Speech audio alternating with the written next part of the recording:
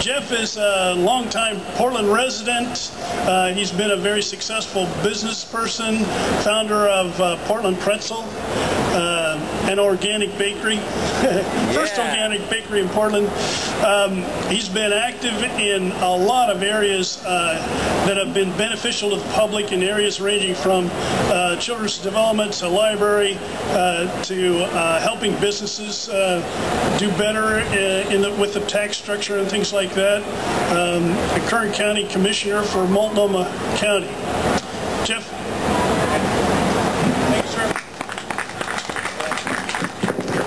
Thank you, John. I want to start by just thanking OEVA for what you've done, being the grassroots base that's really helped put Oregon on the map as a leader in electric vehicles, and that's a really important thing. For the last year, I had the honor of chairing the governor's work group on cementing Oregon's leadership in electric vehicles. I've got to work with Charlie and a lot of the folks whose companies are behind us here. And in the course of doing this work, I've come to understand that electric vehicles aren't just really cool. I mean, you look around these cars here, you're like, oh, that's really neat. There's a lot of neat things here, and that's great, but they're much more than that. Electric vehicles offer one of those rare opportunities to get a win-win. It's a sweet spot for Oregon because it's that sweet spot that allows us to do what's right for the earth and also what's good for our economy. And I want to just briefly talk for a moment about why I'm so fired up about the possibilities of electric vehicles. First of all, they're absolutely right for the earth. I mean, everyone here knows about the challenges we're facing with global warming. Fossil fuel production, our current our current transportation system is largely responsible for that. Electric vehicles offer us a very exciting opportunity to transition away from that. First of all, because they're so much more efficient than internal combustion engines, electric vehicles emit far lower global warming gases regardless of the source of the electricity. But the real exciting opportunity is that the source of the electricity doesn't have to be fossil fuels. Because most electric vehicles will wind up being charged at night. They make tremendously good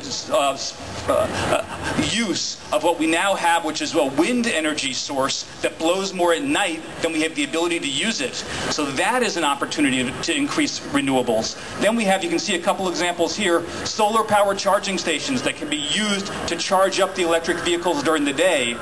And then in the longer term, when we get into a smart grid, which is where we're heading, electric vehicles have the opportunity to have their batteries serve with the grid to make the entire grid work better and to make the entire grid work much, much better with renewables. So this is a tremendous transition opportunity for us in terms of how we get our energy and how our energy and our transportation makes the earth a more sustainable place. It's also got tremendous benefits for our country. And that's true regardless of where the electricity is coming from. Right now, we spend hundreds of billions of dollars every year importing oil from very unstable countries, many of whom are frankly our enemies. Because electricity overwhelmingly will be generated by sources in this country, hopefully renewable, but even if not, by sources in this country, it will on the one hand keep these dollars in America, and on the other hand, keep us from having to have the same level of entanglement in destabilizing places in other parts of the world that have cost us wars and have cost us billions and billions of dollars.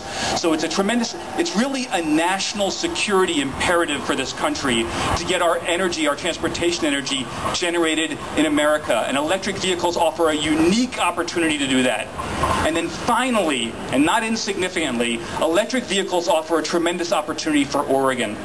Now all you have to do is go back in the area there and look at the Drive Oregon Coalition. There are dozens of companies right now in this state that are working in this space, whether they're manufacturing vehicles like Arcimoto or Barefoot Motors or Bramo, or whether they're manufacturing charging stations like Shore Power and OpConnect, or whether they're working in terms of just the electronics. One of the things about electric vehicles that's different from internal combustion vehicles is most of the value, most of the challenge is in electric electric components. And Oregon's a leader in microelectronics. And Oregon's a leader in creating the controls and the displays that will be necessary for electric vehicles. So when the electric vehicles begin to take over in the marketplace, it offers a huge opportunity for states that are in early and for states that are well positioned to get family wage jobs. And obviously that's something we need right now. So electric vehicles are really exciting for us. They're cool to look at, some in particular, like look at that. But they're also a wonderful opportunity for the country, a wonderful opportunity for this community, and I'm really excited at the role OEVA has played in helping position Oregon